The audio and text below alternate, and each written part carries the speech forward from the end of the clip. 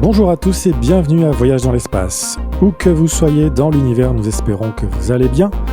Ici Florent Meunier et pour m'accompagner, celui qui n'est pas un robot de l'espace, mais qui est tout aussi intéressant, Claude Lafleur. Bonjour. Bonjour Florent, bonjour tout le monde.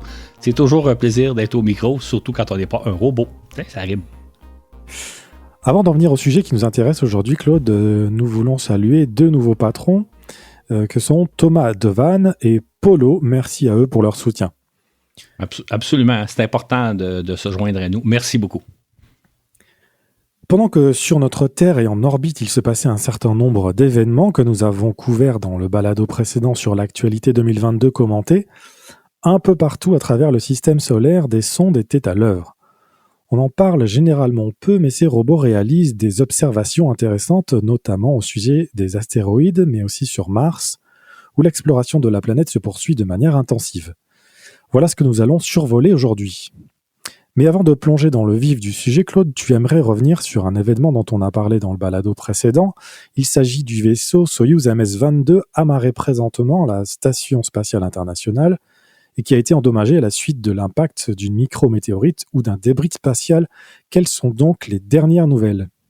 Ce qu'on a appris récemment, c'est que là, on se questionnait, on étant les Russes, les Américains, est-ce que le Soyouz MS-22 est en mesure de ramener en toute sécurité l'équipage sur Terre?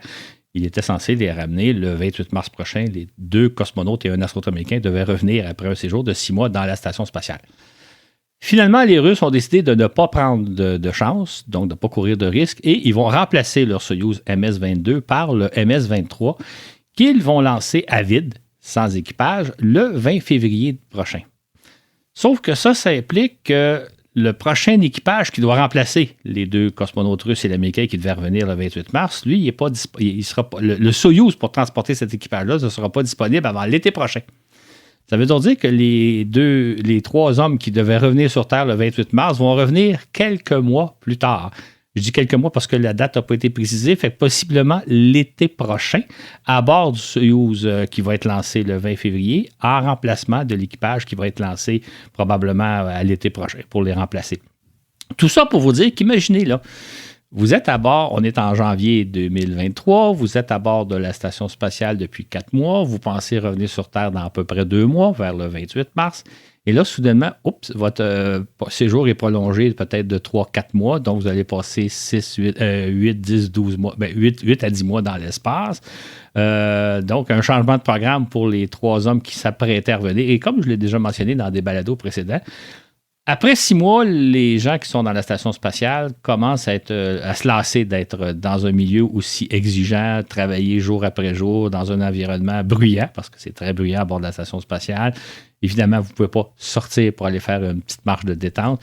Donc, après 6 mois, vous avez hâte de revenir sur Terre après avoir accompli une mission qui est quand même remarquable.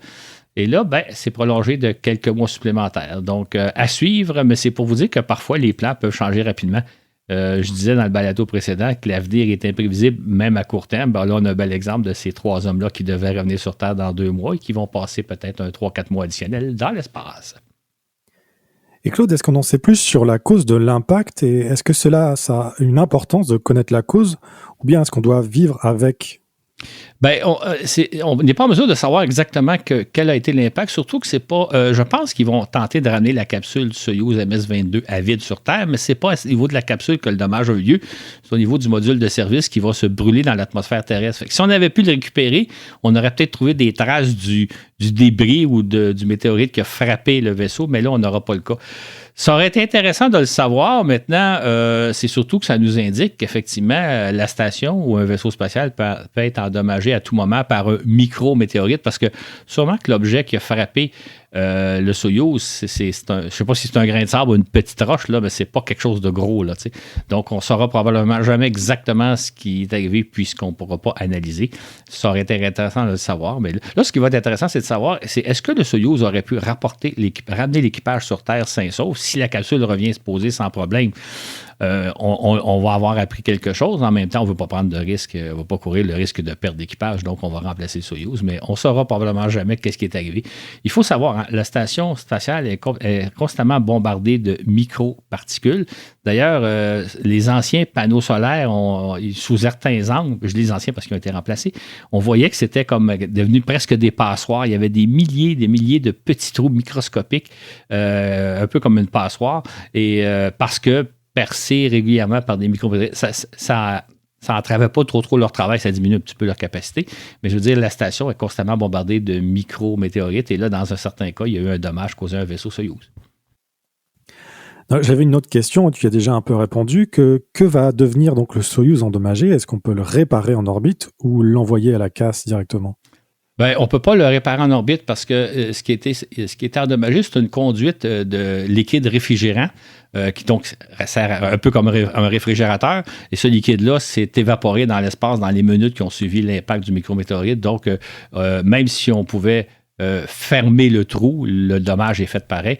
Et ça n'empêche pas que la capsule devrait fonctionner normalement. Donc, probablement qu'on va la ramener sur Terre sain et sauf, mais évidemment, on ne veut pas prendre de risques. Maintenant, revenons à notre sujet du jour, l'exploration du système solaire qui s'est poursuivie tout au long de l'année 2022. La mission qui a fait le plus parler d'elle est sans appel celle de la sonde DART qui a percuté l'astéroïde Dimorphos qui gravite autour de l'astéroïde Didymos. Le 26 septembre dernier, tel un boulet de canon de 550 kg, DART a percuté de plein fouet la petite masse rocheuse à la vitesse de 22 530 km/h, soit un peu plus de 6 km par seconde. Et peut-être plus étonnant encore, on a pu voir plusieurs séries d'images, Claude. Absolument. Je ne sais pas si les gens qui nous écoutent ont vu la séquence à l'époque. On peut la retrouver aussi sur YouTube. Ce qui est quand même intéressant, c'est, imaginez, on est comme à bord du vaisseau, à bord de DART. On se dirige vers Dimorphos. Et donc, c'est une série de photos qui est prise. Et là, dans un premier temps, on voit le plus gros des deux astéroïdes Dimorphos. On s'approche plutôt de Didymos. On s'approche tranquillement. On passe à côté et là, on voit apparaître Didymos, notre cible. Et là, on s'approche et on le percute. On est vraiment à l'impression d'être à bord d'un vaisseau kamikaze qui s'écrase sur un astre, sur une planète. C'était assez intéressant. Donc, si vous ne l'avez pas vu, vous pouvez le retrouver facilement sur YouTube. Et quand on était en direct, ce qui était intéressant, c'est qu'on ne savait pas si on allait réellement percuter la cible. Fait que c'était intéressant d'être à bord et de vivre l'événement comme si on était à bord du vaisseau DART. Didymos et Dimorphos constituent un duo de petites planètes un peu à l'image de la Terre et de la Lune. Elles sont cependant minuscules, Didymos ne mesurant que 800 mètres, Dimorphos 160 mètres, et ne sont séparées que d'1 kilomètre environ. Ce duo circule autour du Soleil, entre la Terre et Mars, sur une orbite elliptique variant de 152 à 337 millions de kilomètres. Rappelons que la Terre orbite, elle, à 150 millions de kilomètres du Soleil. Exactement. Et c'est important de le dire, là. On n'était pas en danger.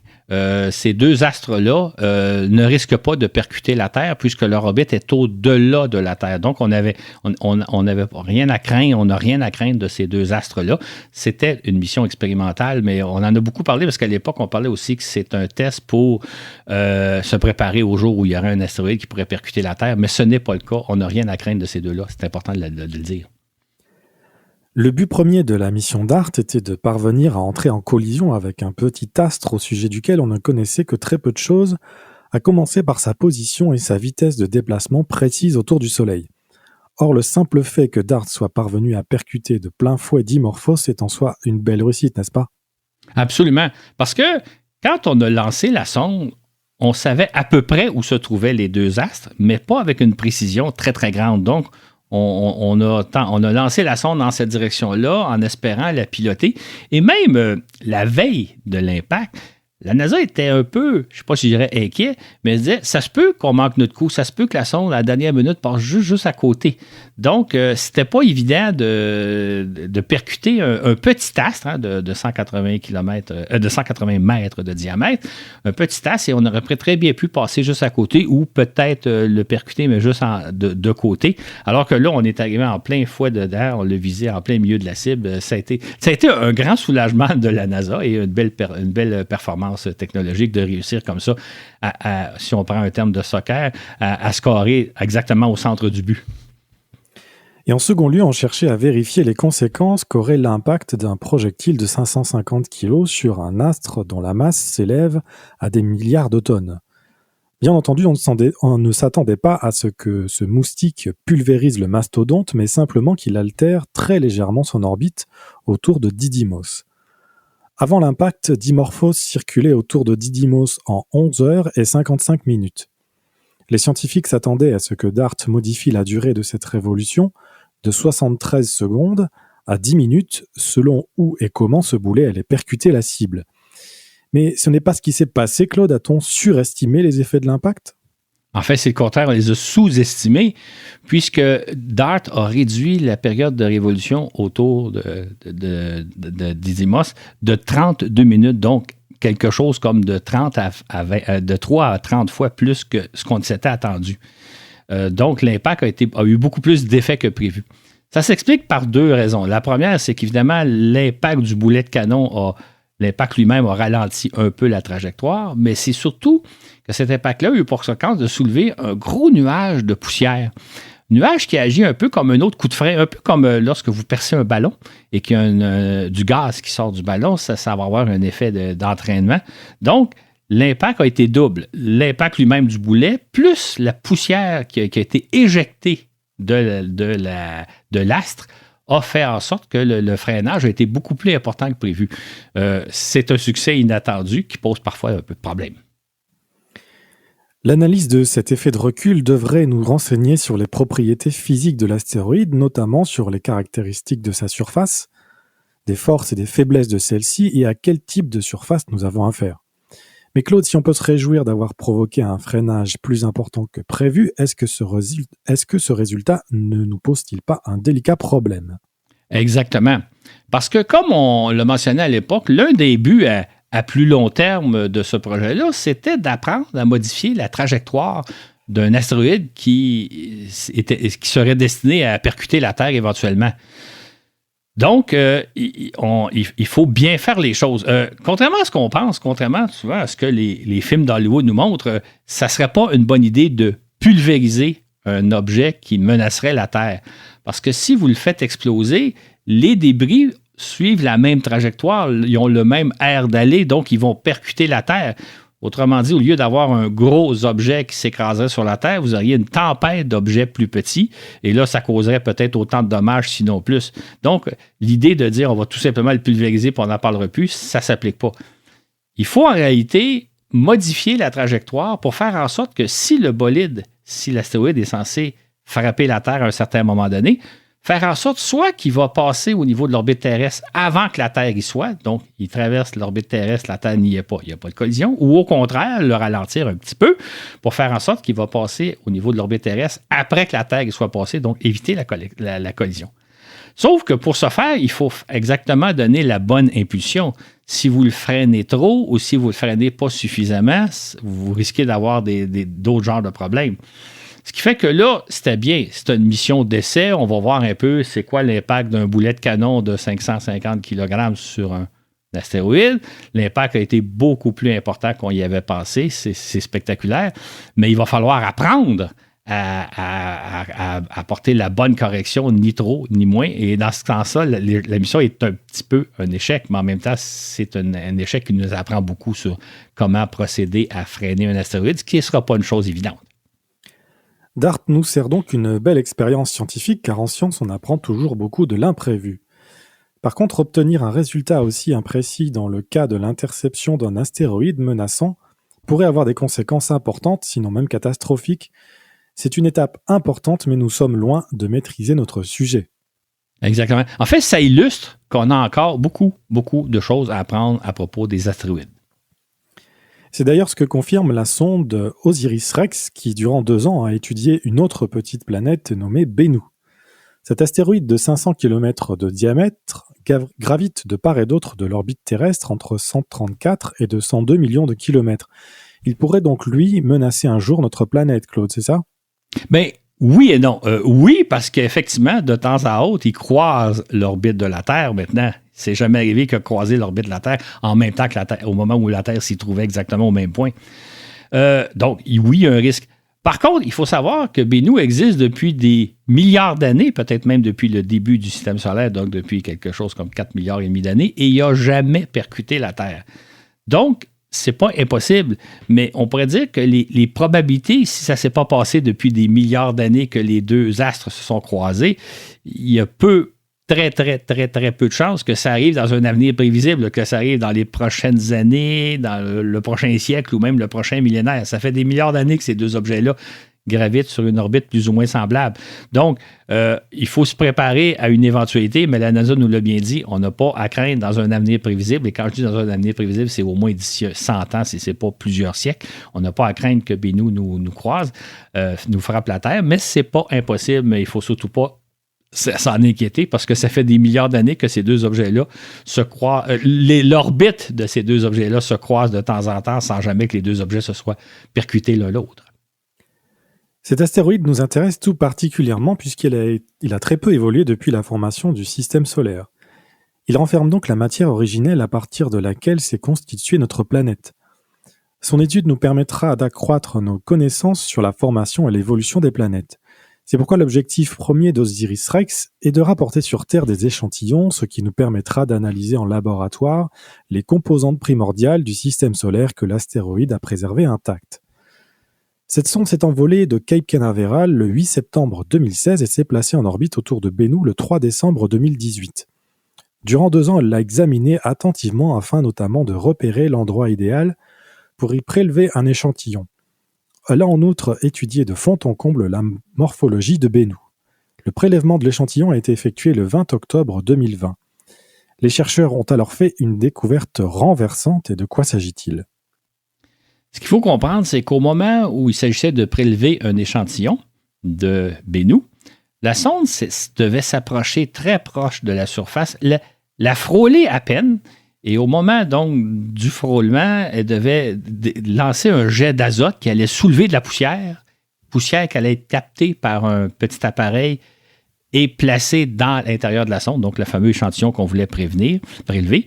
On s'attendait à récolter peut-être de 10 à 100 à 1 kg de matière, mais la sonde devait juste à peine effleurer l'astre. Or, ce qui est arrivé en réalité, c'est que quand elle s'est approchée, elle a lancé son jet tel que prévu, et là, ça a soulevé une très grande quantité de poussière, en fait des tonnes de poussière. Et là, la sonde a pu récolter un échantillonnage. On estime qu'elle a récolté à peu près 250 grammes. Parfait, mission accomplie. Mais l'impact a été beaucoup plus important qu'on s'y attendait. Il est apparu aux scientifiques que la matière qui compose le sol de Bennu se comporte comme un bol de pop-corn, et non pas comme du sable de plage sur lequel la sonde aurait simplement soufflé. Ce souffle d'azote a plutôt soulevé un torrent de matière, le sol se comportant quasiment comme un liquide fait de granules, c'est ça ? Exactement. Et ça, on ne s'attendait absolument pas à ça, que le sol soit si friable. Résultat, on pensait qu'au pire, la sonde laisserait une toute petite empreinte sur l'astre, empreinte qui paraîtrait à peu près pas. Or, en réalité, elle a laissé un cratère qui mesure 8 mètres de diamètre. Elle a soulevé un nuage qu'on estime de 6 tonnes de matière. Et je dis bien, la sonde s'est tout simplement approchée, a lancé un petit jet d'azote et ça a soulevé un immense nuage. Vraiment, on a été très surpris de l'impact minuscule que la sonde a eu sur un objet alors qu'on s'attendait à ce qu'à peine elle laisse une empreinte au mieux. OSIRIS-REx a quitté les parages de Bennu en mai 2021 et fait présentement route vers la Terre où elle devrait se poser dans le désert de l'Utah le 24 septembre prochain, à suivre donc cet automne. Il est étonnant de constater qu'autant DART qu'OSIRIS-REx ont eu des impacts nettement plus importants sur leurs astéroïdes respectifs, comme si ces derniers étaient beaucoup plus friables que l'on s'y attendait. Alors qu'en est-il, Claude ? Bien, effectivement, ça soulève plusieurs questions. L'image qu'on a généralement d'un astéroïde, c'est un rocher solide, dur, qui, si jamais rentrait en collision avec la Terre, aurait des conséquences énormes. Étant donné l'impact qu'ont eu les deux sondes, DART et OSIRIS-REx sur leur astéroïde primotif, on peut se demander, est-ce que les astéroïdes sont peut-être pas beaucoup plus friables, plus malléables qu'on l'avait pensé? Est-ce que l'impact d'un astéroïde sur Terre aurait les conséquences qu'on imaginait? Peut-être pas. on peut se demander quel impact ça aurait, là, étant donné que les astres ne se comportent pas tout à fait comme on le pensait. Ça ne veut pas dire qu'ils ne nous menacent pas, mais ça pourrait avoir des impacts différents. D'ailleurs, une des questions qu'on peut se poser, c'est peut-être qu'un astéroïde, certains astéroïdes en s'approchant de la Terre, pourraient s'évaporer, se disloquer. On voit le phénomène avec des comètes. Hein. On n'en a pas parlé, on ne le voit pas souvent, mais les astronomes pourraient vous le dire. Il arrive souvent que des comètes, en s'approchant du Soleil, s'évaporent, disparaissent sous le vent du Soleil, parce que dans le fond, c'est des objets beaucoup plus friables qu'on pensait. Donc, est-ce que ça pourrait pas être le cas d'un astéroïde qui s'approcherait de la Terre? Ça soulève aussi la question, tenter d'intercepter un objet aussi friable, comment va-t-on s'y prendre s'il réagit de façon totalement inattendue, comme dans le cas des 2 astéroïdes qu'on vient d'étudier? Donc, on a encore beaucoup de choses à apprendre parce que les choses ne semblent pas se passer comme on pensait que ça devait se passer. Donc, il y a des choses à apprendre. Tout compte fait, la vision que l'on se fait actuellement de ces petites planètes pourrait bien changer au fur et à mesure que nous apprendrons à mieux les connaître. C'est un peu comme ce qui s'est passé dans les années 80 et 90 à propos des satellites naturels de Jupiter et de Saturne, selon toi, Claude. Absolument.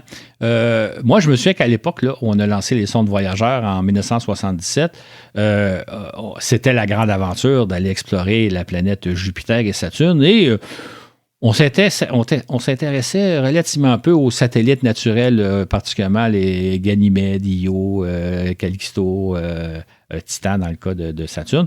On les voyait comme probablement des astres morts, peut-être un peu comme notre Lune. Donc, on s'y intéressait plus ou moins. Or, lorsque les sondes voyageurs sont arrivées, là, ils nous ont montré des lunes vraiment particulièrement intéressantes. On pense sur Io, il y a des volcans en éruption. Les autres satellites, Europe, Ganymède, sont recouverts de glace sous laquelle il y a de l'eau. On a découvert que c'était vraiment des mondes fascinants à explorer. On a même découvert depuis ce temps-là que sur certains de ces mondes-là, il pourrait peut-être y avoir de la vie sous-marine. On va en parler dans le prochain balado, d'ailleurs. Donc, alors qu'on pensait découvrir des astres morts sans grand intérêt, on a découvert littéralement, je dirais, des planètes intéressantes à explorer, même beaucoup plus intéressantes à explorer, je dirais, que certaines de nos planètes, et je pense entre autres à Mercure. Donc, on a découvert un monde fascinant. Peut-être que dans le cas des astéroïdes, il va arriver la même chose. Pour l'instant, on imagine un peu que ce sont de simples cailloux, intéressants à étudier parce qu'ils contiendraient la matière primaire à partir de laquelle s'est formé le système solaire, mais il y a peut-être beaucoup, beaucoup plus de choses à apprendre et peut-être que ça va devenir des astres aussi fascinants que sont les principaux satellites de Jupiter et de Saturne. Il y a fort à parier alors que plus on s'intéressera aux astéroïdes, plus ils nous réserveront de belles surprises et soulèveront alors de nouvelles questions passionnantes. Le 18 février 2021, la NASA faisait atterrir sur Mars son plus récent astromobile Perseverance. Depuis ce jour, ce tout-terrain explore le fond d'un cratère de 45 km de diamètre appelé G0 et qui était, il y a 3,5 milliards d'années, un immense lac. Il s'agirait donc d'un site où une vie microscopique aurait pu émerger avant de disparaître lors de l'assèchement de la planète rouge. Par conséquent, la mission de Persévérance consiste à rechercher des traces révélant l'existence d'une vie primitive. Ce véhicule est l'équivalent d'un géologue sur roue puisqu'il est équipé d'une panoplie d'instruments d'analyse du sol, d'une foreuse pour extraire des carottes de sol, ainsi que d'une batterie de caméras dont certaines conçues pour faire de la photographie panoramique et d'autres pour servir de microscope. Et dès le départ, les scientifiques ont eu une surprise, Claude, et laquelle ? Étant donné que le cratère G0 est un lac, on s'attendait qu'au fond du lac, on retrouvait de la roche sédimentaire. De la roche sédimentaire, c'est de la roche qui se forme par le dépôt du sable et le tassement de la matière au fond du lac. Donc, une roche formée par le fait qu'il y a eu de l'eau et que la matière s'est accumulée au fond du lac. Or, ce que Persévérance a découvert, c'est que le lac est fait de roches de nature volcanique, c'est-à-dire une roche qui a été formée sous la chaleur et non pas sédimentaire comme on l'aurait eu dans le fond d'un lac.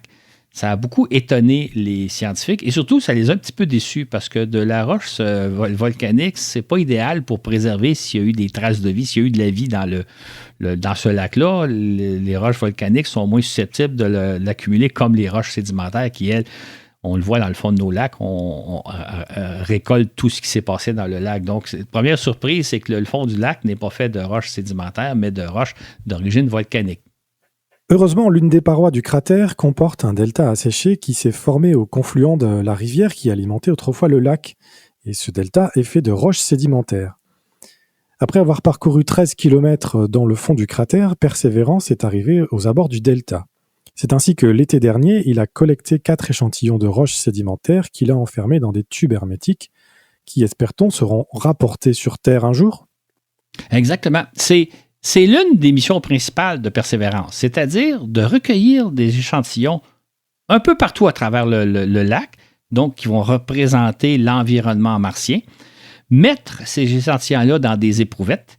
Maintenant, il y a 2 séries d'éprouvettes.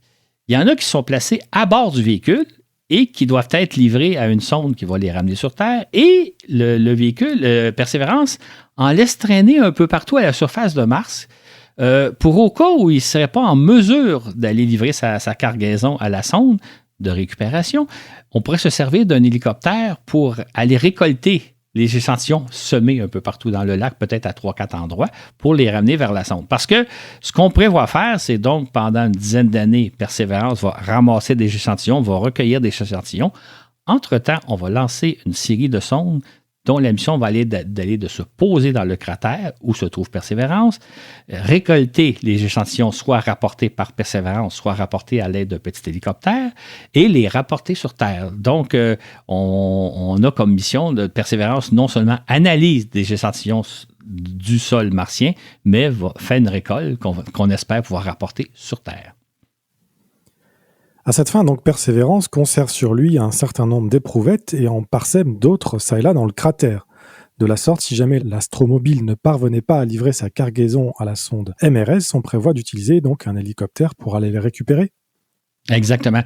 En fait, actuellement, la NASA et l'Agence spatiale européenne ESA sont à développer une série de robots, parce que ça va être plusieurs robots, qui ont pour mission d'aller donc récupérer les échantillons récoltés par Persévérance et nous les rapporter sur Terre. Maintenant, il s'agit d'une mission très complexe. Il va y avoir plusieurs sondes qui vont fonctionner en même temps, qui vont devoir travailler en collaboration. C'est un peu, comme on l'expliquait dans un de nos balados, c'est un peu comme une mission Apollo réalisée sans équipage. Il y a donc une sonde, par exemple, qui va être lancée, qui va aller se poser sur Mars, une autre sonde qui va aller se placer en orbite autour de Mars. La sonde sur Mars va récupérer les échantillons, soit parce que Persévérance va être encore en fonction, va rejoindre la sonde et va lui livrer les échantillons, ou bien cette sonde-là, la sonde MRS, va transporter un petit hélicoptère qui va pouvoir aller récolter les échantillons qu'aurait parsemés par-ci par-là le rover. Cette sonde-là va revenir s'arrimer à la sonde qui est en orbite, et cette sonde orbitale-là va prendre le chemin de la Terre et revenir sur Terre. Si tout va bien, on aurait des échantillons de Mars dans nos laboratoires dans 10 ans, en 2033. Je dis bien si tout va bien, parce que d'une part, c'est une mission très complexe, mais par ailleurs, il ne faudrait pas être surpris que la mise au point des différentes sondes connaisse certains retards et que finalement, les sondes sont actuellement prévues pour être lancées en 2027 et en 2028. Il ne faudrait pas être surpris qu'il y aurait un retard à la prochaine fenêtre martienne, donc 2 ans plus tard, si jamais il y a des retards. Donc, c'est une opération complexe qu'on est en train de préparer. Si tout va bien en 2033, dans 10 ans, ça peut paraître long pour vous et moi qui nous écoutez, mais dans le domaine spatial, c'est une période assez courte, 10 ans. On aurait des stations dans nos laboratoires, ou peut-être que ça va prendre un peu plus de temps, mais c'est une mission ambitieuse que la NASA et l'Agence spatiale européenne sont à développer. Entre-temps, Persévérance poursuit sa mission d'exploration qui devrait se prolonger sur une dizaine d'années. C'est ainsi qu'en décembre dernier, il a récolté 2 autres échantillons qui, contrairement aux 15 collectés jusqu'alors, proviennent du sable soufflé par le vent en provenance de la plaine martienne. Les chercheurs veulent examiner ce sable, qu'on appelle du régolithe, non seulement en raison de ce qu'il peut nous apprendre sur la géologie de l'environnement martien, mais aussi pour évaluer les défis auxquels les astronautes seront confrontés, c'est bien ça? Exactement. Du régolithe, c'est de la poussière de roche extrêmement fine. Nous, sur Terre, on a de la terre, mais la terre noire que vous avez dans vos mains, c'est des débris biologiques, là. C'est des restes de plantes et d'animaux et autres qui auraient vécu sur Terre et qui forment une terre noire. On ne retrouve pas ça sur la Lune, on ne retrouve pas ça sur Mars. Sur Mars, le sable, c'est pas fait de débris de coquillage. Le sable, c'est donc de la poussière de roche extrêmement fine. C'est une poussière extrêmement corrosive. Qui use les engins. On va le voir un peu plus tard, d'ailleurs. Et c'est une poussière très, très fine qui s'infiltre partout. Donc, ça pourrait nous poser des problèmes éventuellement dans le fonctionnement des appareils, dans les scaphandres. Il pourrait entraver le fonctionnement des joints, il pourrait enfontainer un paquet. Donc, et comme c'est corrosif, ça attaque le métal. C'est pour dire que d'étudier le rugolithe, c'est aussi intéressant pour les ingénieurs qui doivent concevoir des vaisseaux spatiaux ou des scaphandres, etc., que pour les scientifiques qui veulent en apprendre davantage. C'est donc le rugolithe, on n'a pas ça sur Terre parce que sur Terre, on a de la terre d'origine biologique. On a ça sur Mars et c'est très corrosif. On se rappellera que Perseverance a déposé sur Mars, le 4 avril 2021, un minuscule hélicoptère baptisé Ingenuity. Comme nous le relations dans le balado 47 à l'assaut de la planète Mars, il s'agit d'un bijou technologique qui a depuis surpassé toutes les attentes, même les plus folles. On pourrait décrire Ingenuity comme étant un drone que l'on peut voir un peu partout maintenant, qui ne pesait qu'1,8 kg sur Terre et que l'on peut tenir aisément dans ses mains. Dans ce drone, les ingénieurs ont trouvé le moyen d'y entasser un puissant moteur, des batteries électriques rechargeables, 2 caméras, un ordinateur de bord et un système de navigation qui permettent à Ingenuity de voler de façon autonome sans être piloté depuis la Terre, et de faire face à toute éventualité en cours de vol. Ce petit hélicoptère est aussi doté d'un train d'atterrissage rudimentaire, mais surtout de 2 grandes hélices tournant en sens contraire qui lui donnent des allures d'insecte. Il faut savoir que Ingenuity, c'est le premier aéronef qu'on a conçu pour voler dans l'atmosphère d'une autre planète. Et l'atmosphère de Mars, elle est 100 fois plus ténue que celle de la Terre. Voler dans cette atmosphère-là, c'est comme voler, je pense, à une quarantaine de kilomètres d'altitude dans l'atmosphère terrestre. Or, il n'y a pas beaucoup d'appareils sur Terre qui sont capables d'atteindre une telle altitude de voler. Il y a tellement peu d'air. Or, c'est dans cet environnement-là que doit évoluer Ingenuity. Et pour ce faire, il est donc équipé de... Sur Mars, petit avantage sur Mars, la gravité étant moins forte que sur Terre, l'appareil de 1,8 kg sur Terre pèse seulement 700 grammes sur Mars.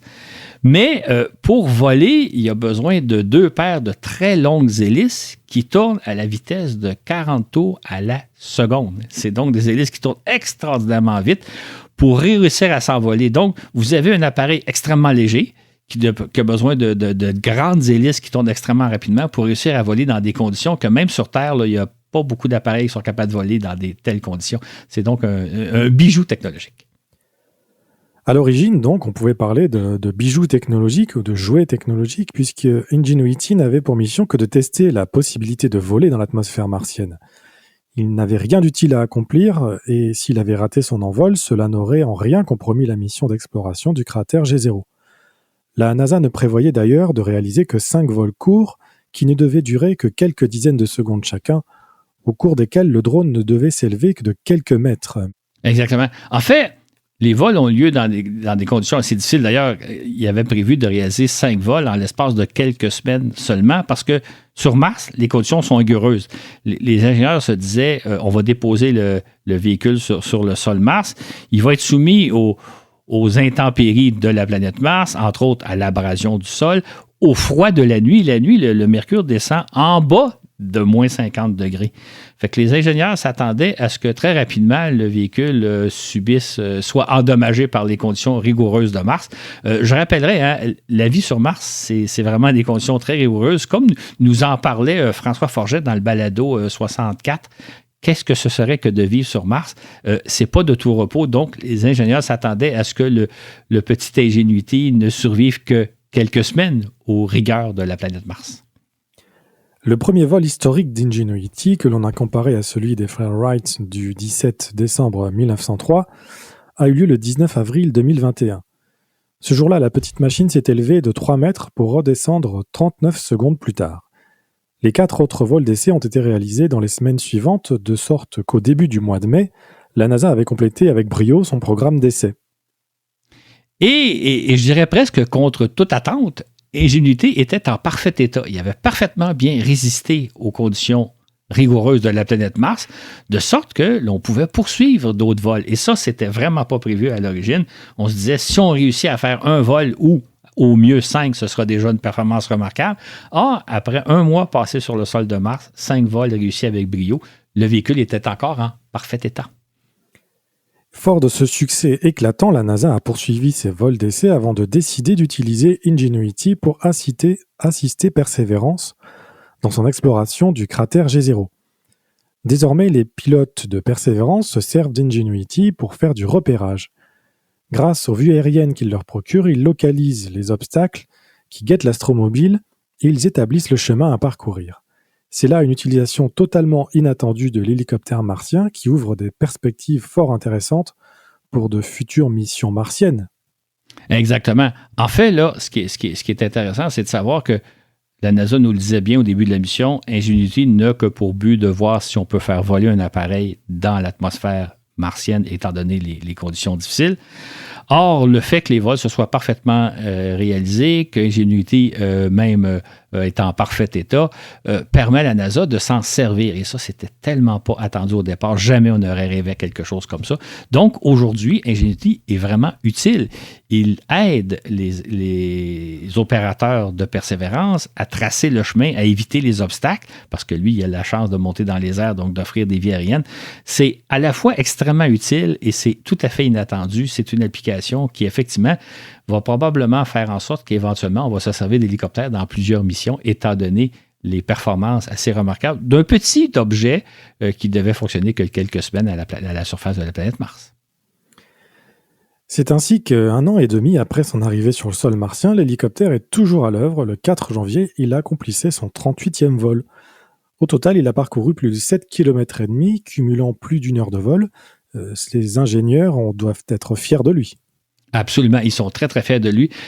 On parle même, je vais employer une expression américaine, on parle même d'un game changer, c'est-à-dire d'un appareil qui change les perspectives de ce qu'on peut utiliser. C'est-à-dire que, étant donné les performances remarquables d'Ingenuity, on songe maintenant à apporter des hélicoptères sur la planète Mars pour, on le mentionnait un peu plus tôt, dans un premier temps, peut-être aller récupérer des échantillons qu'aura semés Persévérance un peu partout sur Mars. Avant Ingenuity, on pensait qu'on se servirait de petits astromobiles pour aller faire cette cueillette-là. Là, on se dit on va le faire à l'ordre d'hélicoptère. Actuellement, Ingenuity, il va aussi servir à repérer le site où pourrait se poser la sonde de récupération des échantillons. La sonde va se poser quelque part dans le cratère et Ingenuity fait du repérage. Ingenuity fait du repérage pour savoir à quel endroit ça serait préférable de se poser.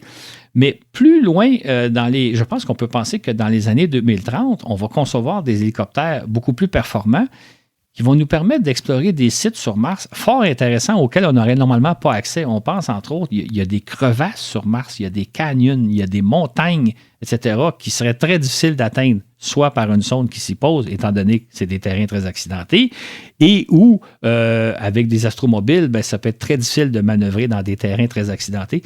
Fait que je pense que dans les années 2030, 2040, on va voir une toute autre façon d'explorer la planète Mars à l'aide d'hélicoptères qui vont, par exemple, pouvoir aller chercher, par exemple, des échantillons directement au sommet de certaines montagnes ou dans certaines crevasses qui vont permettre de nous faire visiter. On sait que sur Mars, il y a une formation géologique absolument fascinante qu'on appelle le Grand Canyon, en fait, Vallée Magnaris, qui est un grand canyon qui partirait, par exemple, de New York, qui se rendrait jusqu'à San Francisco, là, qui traverserait tout le continent américain. On va pouvoir l'explorer à l'aide d'hélicoptères. Donc, il y a vraiment des perspectives qui s'ouvrent extraordinaires qu'on n'avait pas imaginé il y a 1 an et demi, 2 ans, étant donné les performances d'Ingenuity. C'est pour ça que les Américains ils parlent littéralement d'un game changer, donc d'un véhicule qui change notre perspective, qui nous ouvre des possibilités auxquelles on n'avait pas pensé il y a à peine 2 ans. Entre-temps, le 6 août 2022, Curiosity, le prédécesseur de Perseverance, a célébré ses 10 années passées à explorer le cratère Gale, un cratère de 154 km de diamètre et qui se serait formé il y a plus de 3,5 milliards d'années. Curiosity, c'est le père de Persévérance, littéralement. C'est-à-dire que Persévérance a été conçu à partir de Curiosity. Ce qu'il faut comprendre, c'est qu'on a lancé Curiosity, on a déposé Curiosity sur la planète Mars il y a 10 ans. Le véhicule a parfaitement fonctionné. On va le voir, il a très bien rempli sa mission. Et à partir des plans de Curiosity, on a conçu Persévérance en profitant de l'expérience acquise et en disant, bon, on va en fabriquer un véhicule encore meilleur. Et entre autres, on utilise l'expérience de Curiosity pour 2 raisons. Une des choses que les ingénieurs ont découvert avec Curiosity, c'est que les roues de l'astromobile ont été endommagées par la rugosité et du sol martien, à quel point le rugolithe est corrosif. Donc, les roues ont été assez rapidement endommagées des roues de Curiosity. Donc, on a conçu de nouvelles roues dans lesquelles on a doté Persévérance. Et depuis ce temps-là, ben, les ingénieurs qui pilotent Curiosity, eux autres font attention de protéger les roues de Curiosity, entre autres en évitant de traverser des terrains où il y a des arêtes, il y a des rochers avec des arêtes tranchantes. Donc, on a tiré profit de l'expérience acquise par Curiosity pour développer Persévérance. Fait que Persévérance, c'est vraiment le rejeton de Curiosity. Curiosity qui nous a apporté une expérience extraordinaire d'explorer la surface martienne pendant 10 ans de temps. C'est riche d'expérience. Au point de départ, il y a 10 ans, Curiosity devait réaliser une mission de très grande importance, déterminer si Mars a véritablement été un environnement hospitalier à la vie microbienne, ce que l'on soupçonnait à l'époque mais dont on voulait obtenir confirmation. À cette fin, il a été doté des instruments d'analyse de sol les plus avancés jamais envoyés sur Mars. Il a aussi été équipé d'un bras articulé très agile lui permettant de prélever des échantillons de sol, d'une puissante foreuse afin d'étudier l'intérieur des roches, ainsi que des instruments pour étudier la formation, la structure et la composition du sol martien. C'est intéressant parce que Curiosity avait pour mission d'établir est-ce que sur Mars, il y a les éléments de base essentiels à la vie? Est-ce qu'on trouve dans le sol du carbone, de l'hydrogène, de l'azote, de l'oxygène, du phosphore et du soufre? Donc, les ingrédients nécessaires pour faire de la vie. Et comme on va le voir dans quelques minutes, ce qui est formidable, c'est que Curiosity a parfaitement rempli sa mission. En effet, dès septembre 2012, Curiosity a repéré les premiers indices montrant que le fond du cratère Gale est bel et bien un ancien lit de rivière confirmant que l'eau a coulé à flot sur Mars. Puis ces premières analyses du sol ont révélé la présence de molécules d'eau, de soufre et de chlore. Curiosity a même établi que le cratère Gale a été autrefois propice à la vie microbienne. Quand on y pense, c'est extraordinaire ce qu'a fait Curiosity. Parce que avant cette mission-là, on pensait que l'eau avait coulé sur Mars, que sur Mars, il y avait les possibilités que les conditions propices à la vie puissent s'y trouver. C'était l'hypothèse qu'on avait et on avait de bonnes raisons de le penser. Maintenant, il y a eu souvent en science et dans le domaine spatial encore plus que nos hypothèses sont infirmées, c'est-à-dire que c'est pas tout à fait ça. On l'a vu tantôt que les astéroïdes ne se comportent pas comme on pense qu'ils devraient se comporter. On pourrait penser la même chose des comètes. Or, ce que Curiosity a fait, c'est qu'il a confirmé qu'effectivement, sur Mars, il y a eu de l'eau, que l'eau a coulé à flot et qu'on y retrouve les ingrédients essentiels de la vie. C'est une avancée formidable dans notre recherche de vie dans l'univers, c'est-à-dire que sur Mars, toutes les conditions pour la vie semblent réunies. On n'en a pas encore trouvé, mais on venait de faire un jalon très, très important. Imaginons l'inverse. Imaginons qu'on aurait trouvé autre chose et dire non, finalement, contrairement à ce qu'on pense, l'eau n'a pas été présente sur Mars et on ne retrouve pas les ingrédients pour la vie. Ça aurait été une déception monumentale. Là, c'est le contraire. On a trouvé tout ce qu'il faut pour que la vie se soit développée, soit apparue sur Mars comme elle est apparue sur la Terre il y a 3,5 milliards d'années. Et en décembre 2014, la NASA a même annoncé que Curiosity avait repéré des traces de molécules organiques. Exactement. Donc, molécules organiques dit les éléments de base de la vie. Maintenant, avant de conclure qu'il s'agit de la matière d'êtres qui auraient vécu sur Mars, il faut faire attention, il faut prendre une petite réserve. Ce matériel-là pourrait très bien venir de météorites qui se sont écrasés sur Mars. On observe le phénomène sur Terre, là, dans les météorites qu'on récupère, on retrouve du matériel organique. Donc, les chercheurs préfèrent être prudents et dire on a de la matière organique sur Mars, mais qui provient probablement des astéroïdes qui se sont écrasés sur Mars, comme c'est le cas de la Terre, mais peut-être pas. Peut-être que c'est de la matière organique qui aurait servi à de la vie martienne. On parle évidemment de vie microscopique ici. Donc, peut-être que Curiosity a trouvé les premières traces de vie sur Mars, mais il est encore trop tôt pour en conclure. Tout compte fait, après 10 années d'exploration détaillée, les spécialistes en viennent à la conclusion que l'eau liquide, les éléments chimiques et les nutriments nécessaires à la vie ont été présents durant des dizaines de millions d'années dans le cratère Gale. Celui-ci a été, à n'en point douter, un lac dont la taille a cependant varié au fil du temps. C'est donc dire qu'on doit à Curiosity d'avoir établi une fois pour toutes que Mars a été propice à une vie primitive, ce qui constitue un important jalon dans notre quête de vie extraterrestre, Claude. Exactement. Et Curiosity a littéralement pavé la voie Persévérance, c'est-à-dire, comme je rapportais il y a quelques minutes, on s'est servi de l'expérience de Curiosity pour concevoir Persévérance et améliorer ses performances. En même temps, sachant qu'un cratère comme Gale a jadis été un lac, on a expédié Persévérance dans un autre lac, G0, dans lequel, là, lui, il ramasse des échantillons pour être rapportés sur Terre. Donc, il y a vraiment, Curiosity est à l'origine de Persévérance et notre recherche de traces de vie sur Mars progresse grâce à ces deux véhicules-là. Et malgré que cet astromobile œuvre dans un environnement hostile et corrosif, Curiosity n'a pas pour autant terminé sa carrière. C'est ainsi que sa mission vient d'être prolongée de 3 ans.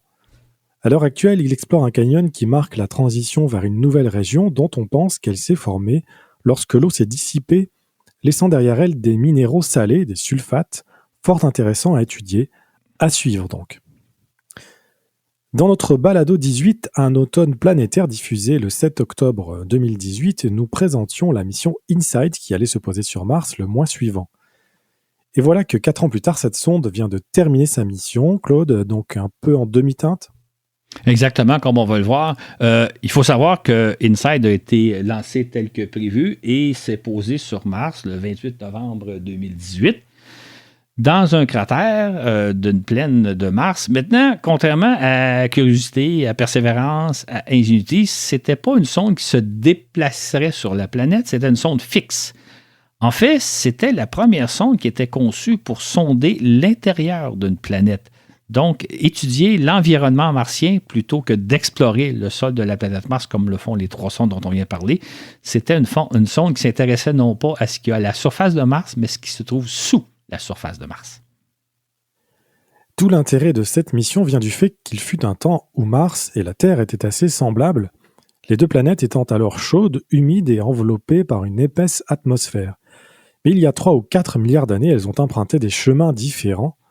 Pourquoi donc? Que s'est-il donc passé? La mission d'InSight vise donc à les comparer, à étudier les profondeurs de Mars, comment la planète est stratifiée et à quelle vitesse sa chaleur interne s'échappe-t-elle. Voilà qui devrait nous permettre de comprendre comment une planète comme la Terre demeure susceptible de soutenir la vie et qu'une planète comme Mars n'en est pas capable. Exactement. Et pour réaliser sa mission, la sonde devait dans un premier temps déposer un sismomètre à la surface de Mars, un sismomètre conçu par l'agence spatiale française SNEC. Et elle devait aussi déposer un thermomètre sous la surface de Mars, un thermomètre conçu par l'agence spatiale allemande DLR. Et InSight était aussi muni d'une station météo pour prendre la mesure du vent, de la température, de la pression atmosphérique à la surface de Mars. Je référais aux gens dans le balado 64, François Forget, qui participe à cette mission-là, qui participe à la mission InSight, nous expliquait à la fois la mission d'InSight, puis aussi à quel point les conditions sont difficiles sur Mars. Donc, vraiment, si vous voulez avoir une idée de qu'est-ce que c'est que d'être sur Mars, écoutez ce balado-là. Et donc, la sonde, elle avait pour but de voir, on connaît assez bien la surface de Mars. Qu'est-ce qui se passe en dessous? Dès le 19 décembre 2018, le sismomètre a été déposé sans problème sur le sol, puis il a été recouvert d'un capuchon afin de le protéger contre le vent martien. Il s'agit en effet d'un appareil si sensible qu'il pourra détecter le moindre souffle de vent. Ce sismomètre enregistrera le moindre tremblement de Mars, qu'il soit dû à un déplacement de masse souterraine, à un éboulement de terrain ou bien encore à la chute d'un météore. Exactement. Pour les géologues, écouter les tremblements de terre ou les tremblements de Mars dans le cas présent, ça permet de sonder ce qui se passe à l'intérieur de la planète. C'est un peu comme lorsque les médecins nous auscultent avec un stéthoscope. En entendant les bruits de ce qui se passe à l'intérieur de notre poitrine, ils sont capables de voir un peu comment tout fonctionne à l'intérieur. C'est la même chose. Donc, en mesurant les tremblements de terre, le nombre, l'amplitude, la localisation aussi, on apprend beaucoup de choses sur la structure interne de la planète. La sonde a ensuite procédé à l'installation du thermomètre allemand, celui-ci devant se frayer un chemin à la manière d'une taupe qui creuse le sable, et cela jusqu'à atteindre la profondeur de 5 mètres. Prendre la température de Mars devrait nous révéler beaucoup de choses à propos de l'intérieur de la planète, notamment si son centre est encore chaud comme celui de la Terre, ou si c'est refroidi. Mais comme on l'avait exprimé dans le balado 18, qui était publié juste avant l'atterrissage de la sonde InSight, on pouvait s'inquiéter de la difficulté que pourrait éprouver la sonde d'installer un thermomètre sous la surface de Mars.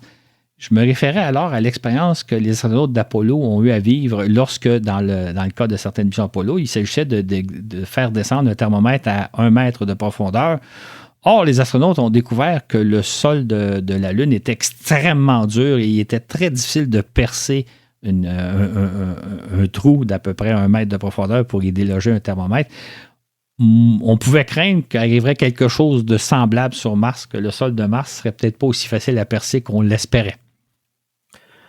Or, ce fut malheureusement le cas. Très rapidement, les opérateurs de la sonde thermique ont constaté que celle-ci ne parvenait pas à creuser le sable martien, celui-ci n'offrant à la fois pas suffisamment d'adhérence et trop de résistance pour que la taupe puisse s'y enfoncer. C'est bien ça?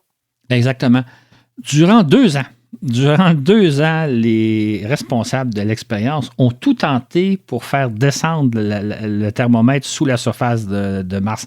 On parle d'une taupe, vous savez, une taupe qui se creuse un chemin avec ses pattes, elle repousse le sable au fur et à mesure vers le haut, puis elle descend de plus en plus. C'est un petit peu le même principe qui avait été adopté dans le cas du thermomètre. Maintenant, le sol de Mars avait été beaucoup plus résistant. Et là, pendant 2 ans de temps, les ingénieurs de la NASA et de l'Agence spatiale allemande ont tout tenté. Entre autres, ils se sont servis du bras robot pour, dans certains cas, pousser sur la sonde pour essayer de l'enfoncer dans le sol. Ou l'autre possibilité, c'était de l'enterrer pour lui donner comme une prise. Malheureusement, toutes les tentatives, et ça c'est rare qu'on voit ça, que pendant 2 ans de temps, on a à la fois le temps de réfléchir à différentes stratégies, on essaie des solutions et il n'y a rien qui fonctionne. Fait que pendant 2 ans de temps, on a tenté de faire descendre la sonde, mais en vain. Tillmanson, le chercheur principal de cette expérience scientifique, ne peut que constater: nous avons fait tout ce que nous pouvions, mais Mars et notre vaillante taupe restent incompatibles. Mais nous avons beaucoup appris de cet échec, ce qui devrait profiter aux futures missions qui tenteront de creuser le sol martien. Exactement. Par contre, pendant ce temps, le sismomètre, lui, fonctionne très bien. En fait, on pourrait presque dire qu'il fonctionnait trop bien, c'est-à-dire que malgré qu'on y avait mis un capuchon dessus pour le protéger contre le vent, le sismomètre était si sensible qu'il percevait les vibrations causées par le vent qui souffle sur Mars. Or, comme je l'ai dit un peu plus tôt, sur Mars, l'atmosphère est 100 fois plus ténue que celle de la Terre, 100 fois moins dense. C'est comme si on se trouvait à quelques 40 km d'altitude. Le vent, et donc le souffle du vent, est très faible. Mais le sismomètre est si sensible qu'il pouvait quand même percevoir, ce qui faisait qu'il y avait une espèce de bruit de fond. Le sismomètre mesurait un certain tremblement de sol martien, mais qui était dû simplement au fait que le vent souffle sur la surface. Bon, les scientifiques ont été capables d'enlever ce bruit de fond-là, mais ça montre à quel point le sismomètre était vraiment sensible. La première année d'InSight révèle une planète pleine de tremblements de sol, de tourbillons de poussière, que les Américains appellent les Dust Devils, indiquait la NASA en février 2020. Mars tremble plus souvent et plus légèrement que l'on s'y attendait, Claude, c'est ça? Exactement. Et en fait, la grande surprise, ça a été justement la découverte des Dust Devils. En fait, il y a des sondes précédentes qui n'avaient observé. Mais dans le cas d'InSight, ils en ont observé des milliers. Et on ne pensait pas que le phénomène était si fréquent. Donc, imaginez un tourbillon de vent, un microscope, un mini-ouragan, si je peux dire, une mini-tornade, très, très, très, très. Et la sonde donc, en a repéré des milliers, et ça, beaucoup plus que n'importe où ailleurs sur Mars quand on l'a étudié. Est-ce à dire que les Dust Devils sont beaucoup plus présents qu'on l'imaginait? Malheureusement, on aurait voulu en photographier. Certaines sondes précédentes ont réussi à en photographier, mais pas dans le cas d'InSight. Malgré que le sismomètre a détecté des milliers de Dust Devils, on n'a pas réussi à en photographier, mais on a peut-être mis au jour un nouveau phénomène, c'est-à-dire la présence peut-être très, très forte de Dust Devil. Un autre problème qui attend les futurs colons de la planète Mars. Tout à fait. Et 2 ans après son arrivée, InSight nous a révélé que Mars tremble fréquemment, mais avec une faible amplitude sans séisme supérieur à une magnitude de 3,7. Or, l'absence de tremblement de sol supérieur à la magnitude 4 pose un mystère aux spécialistes. C'est un peu surprenant que nous n'ayons pas vu d'événements plus importants constatés un sismologue. Cela peut vouloir dire quelque chose à propos de Mars, mais c'est peut-être aussi une question de malchance. Autrement dit, il se pourrait que Mars soit moins actif que l'on estimait, à moins qu'InSight l'étudie à un moment plus paisible de son histoire où il manquait de chance. Exactement. Par contre, résultat intéressant, c'est l'étude des tremblements de sol martiens ont permis d'établir qu'au centre de Mars, il y a un noyau chaud, comme celui de la Terre, donc une autre caractéristique commune entre la Terre et Mars. Les études aussi ont permis d'établir que la planète est constituée comme de 3 couches. Il y a d'abord une couche superficielle, une écorce qui mesure entre 20 et 37 km d'épaisseur. Là, ça, c'est la surface de Mars. Sous cette écorce-là, il y a comme un manteau qui mesure à peu près 1500 km d'épaisseur.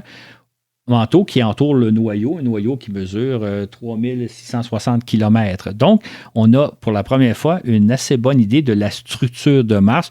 Structure qui, à ma connaissance, je ne suis pas spécialiste du domaine, mais qui se compare à celle de la Terre en plus petit, puisque Mars est 2 fois plus petite que la Terre. Donc, on a quand même réussi, entre autres grâce au sismomètre, à prendre connaissance de la structure interne de Mars, qui correspond, je pense, à peu près à ce qu'on s'attendait. Malheureusement, c'est dommage qu'on n'ait pas pu prendre les températures parce que ça aussi, ça nous aurait appris énormément sur la structure interne de Mars. Mais une expérience a très bien réussi, l'autre moins bien, malheureusement. Et petite question, peut-être idiote, mais est-ce que le fait de creuser à 5 mètres de profondeur pour y mettre un thermomètre est suffisant pour faire des mesures sur le sol de Mars? Bien, absolument. L'idée de descendre à 5 mètres, c'est pour être certain qu'on ne mesure pas la température de l'atmosphère, mais la température à l'intérieur de la surface, à l'intérieur de la planète. Et ce que ça aurait permis, entre autres, c'est de voir est-ce que cette température-là varie au fil du temps, par exemple, peut-être selon l'orbite, la saison, etc. Est-ce que à quel rythme la chaleur monte du centre de la planète Mars? Donc, ça nous aurait pris beaucoup sur la conductivité du sol, sur les variations de température, etc. Et encore là, c'est un peu comme le fait d'écouter les tremblements de sol, ça nous apprend sur la structure, le fait de mesurer la température, les variations possibles de température, mais variations de l'intérieur de Mars et non pas les variations à la surface de Mars, d'où l'importance de descendre à 5 mètres, nous en aurait pris énormément. Là, actuellement, on peut dire qu'on a affaire quand même à une expérience scientifique intéressante. On apprend certaines notions sur la structure du sol de Mars qui est beaucoup plus dure, beaucoup plus difficile à creuser qu'on s'imaginait. Donc, la prochaine fois qu'on va vouloir espérer l'expérience, on va tirer profit malheureusement de l'expérience allemande. Le 4 mai 2022, InSight a enfin détecté un tremblement de sol de magnitude 5. À l'échelle de la Terre, il s'agirait d'un séisme de moyenne amplitude, mais sur Mars, ce tremblement est proche de la limite supérieure à laquelle s'attendaient les spécialistes. Donc, on a enfin détecté ce qu'on attendait. Exactement. Sauf qu'on pensait qu'il y aurait beaucoup plus de tremblements de terre d'importance. Et là, on était surpris de voir qu'en l'espace de 2 ans, il n'y en a à peu près aucun qui sont de magnitude supérieure à 4. Donc, soit que la planète est un peu plus calme qu'on s'y attendait, à moins qu'on soit dans une période particulièrement calme. Donc, encore là, il y a un petit mystère qui vient d'apparaître. Il y a eu un autre phénomène intéressant. Le 21 décembre 2021, la sonde a mesuré un tremblement de terre de 3,7 sur l'échelle de tremblement de terre. Tremblement de terre ordinaire, si vous voulez. Sauf que les scientifiques ont été capables de dire que ce tremblement de terre-là est dû à la chute d'une météorite. Mars a été percuté par un météore. Ils ont même été capables de trouver à peu près l'endroit où se retrouverait, où aurait eu l'impact. Et on imaginait que c'était l'impact d'une météore qui mesurait de l'ordre de 5 à 12 mètres de diamètre, donc un rocher quand même assez important. Et ce qui est phénomène extraordinaire, c'est qu'il y a une sonde en orbite qui s'appelle le Mars Reconnaissance Orbiter qui a été capable de photographier le cratère causé par la chute du météore. C'était la première fois, donc on a des photos de avant et après, donc le sol et après, on voit le cratère d'une centaine de mètres, je pense, 250 mètres de diamètre. Donc, c'était la première fois qu'on pouvait déterrer un cratère, de dire, lui, là, il vient juste d'être formé, il s'est formé le 21 décembre 2021. Et autre observation, c'est que la couche de sable qui a été soulevée a révélé qu'en dessous, il y a des blocs de glace. Donc, à quelques peut-être mètres de profondeur, il y a de la glace sous la surface de Mars. C'est à la fois une découverte remarquable. On sait à quel point on est intéressé de découvrir de l'eau, que ce soit sur la Lune ou sur Mars. Et évidemment, cette découverte-là pourrait avoir un impact important si un jour on envoie des astronautes sur la planète Mars, si on sait qu'au moins à certains endroits de la surface de Mars, il y a de l'eau en profondeur pas très grande. Donc, c'est une découverte assez inattendue. Fait que c'est intéressant de savoir qu'on a été capable de repérer un cratère qui vient de se former sur Mars. On sait exactement sa date de naissance. Peut-être qu'un jour, on ira explorer ce cratère-là, sachant exactement son origine. Donc, ça ouvre des perspectives intéressantes. Ça montre à quel point les ingénieurs sont capables non seulement de mesurer un tremblement de Mars, d'évaluer de son origine. Est-ce que c'est simplement un tassement souterrain? Est-ce que c'est un tremblement de sol? Est-ce que c'est dû à l'impact de météorites et même de localiser où l'impact a eu lieu? C'est une performance remarquable. Mais hélas, la mission InSight a connu une fin un peu abrupte à cause de l'encrassement de ces panneaux solaires qui génèrent l'électricité de bord et qui ont progressivement été recouverts par une couche de sable martien. Comme le relate François Forget dans notre balado 64, l'atmosphère de Mars est très sale, beaucoup plus que celle de la Terre qui est nettoyée par la pluie notamment. Les responsables de la mission ont eu beau imaginer différentes techniques pour tenter de dépoussiérer ces panneaux, y compris de les secouer à l'aide du bras robot, peu à peu, ceux-ci ont perdu leur efficacité à convertir les rayons du soleil en électricité en raison de l'amoncellement de poussière. Résultat, à partir du 7 mai, l'énergie disponible à bord d'InSight est tombée sous le seuil nécessaire pour que la sonde poursuive ses observations scientifiques. Elle s'éteignait progressivement sans que l'on puisse y faire quoi que ce soit. Et finalement, le 15 décembre dernier, les contrôleurs n'ont pas réussi à rétablir le contact radio avec la sonde, ce qui les a amenés à conclure que les batteries d'InSight étaient épuisées. La mission se termine. Exactement. Et on pourrait dire que les tribulations d'InSight sont riches d'enseignements. Non seulement il y a tout le bagage de connaissances scientifiques que nous a apporté la sonde, mais tous les problèmes qu'elle a rencontrés nous apprennent beaucoup de choses sur Mars. En fait, nous apprennent à quel point c'est un environnement difficile, un environnement hostile. Tout ce qui guette, ça nous donne une idée de ce qui guette les éventuels colons sur la planète Mars. On sait que sur Mars, il y a des tempêtes de sable. Certaines tempêtes de sable sont locales, d'autres sont à l'échelle de la planète. Donc, il y a aussi des milliers de Dust Devil, en tout cas dans la région où c'est posé InSight. Peut-être que c'est même ce phénomène qui est à l'échelle de la planète Mars. On sait que l'atmosphère est très poussiéreuse, comme vient de le mentionner Florent. Ça, c'est un aspect intéressant.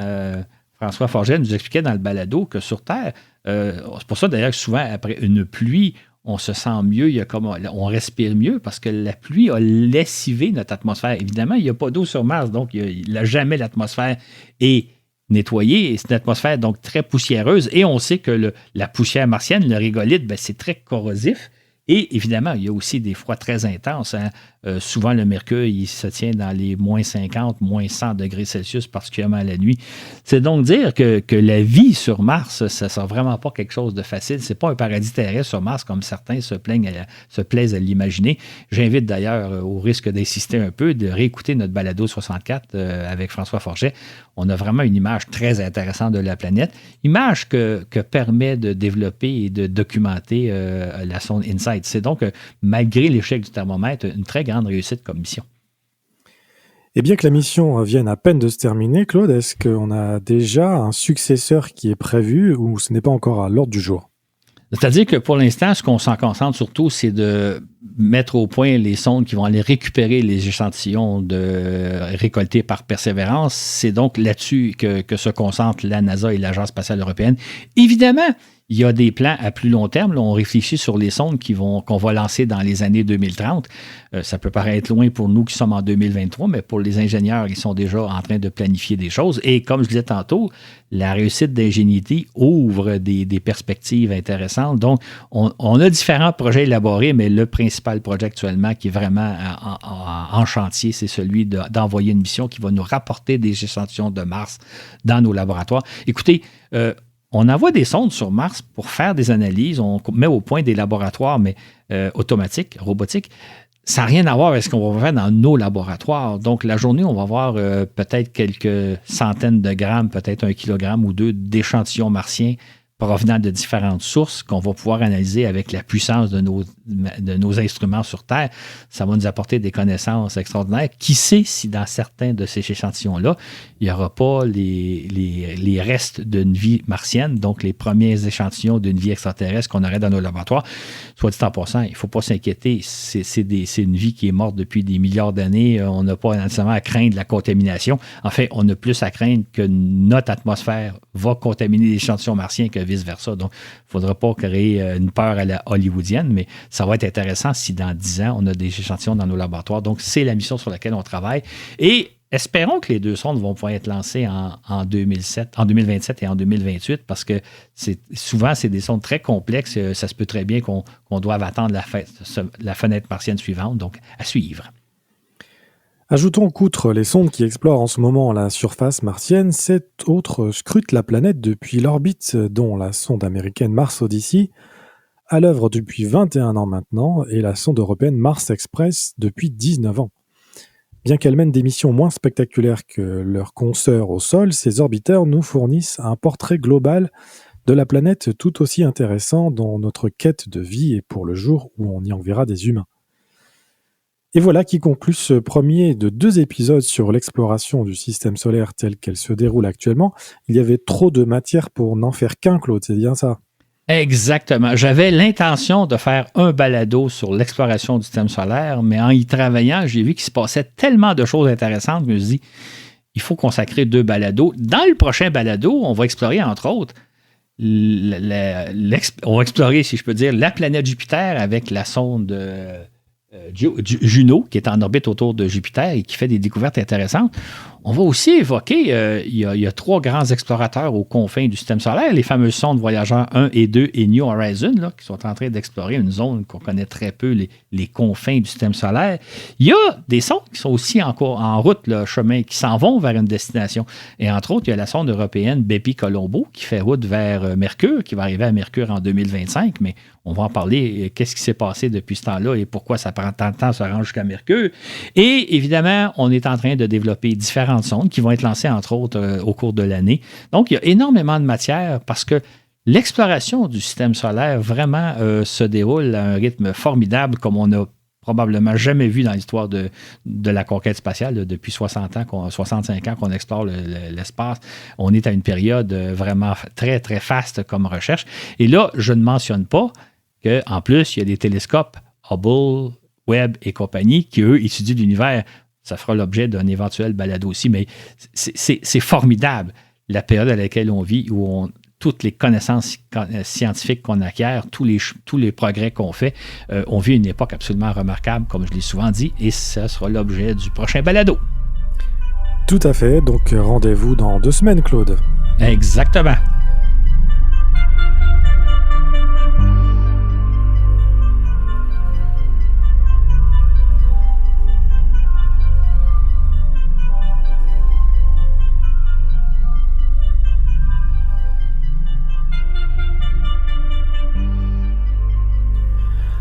Un énorme merci à vous qui nous écoutez et nous soutenez via Patreon ou encore sur Facebook, ça nous fait immensément plaisir et nous encourage à continuer. On se retrouve donc dans 2 semaines avec la 2e partie de l'exploration spatiale 2022. Ce balado vous a été présenté par Florent Meunier, avec au contenu Claude Lafleur et à la diffusion Laurent Runigo. Où que vous soyez dans l'univers, nous vous disons à la prochaine pour un autre voyage dans l'espace.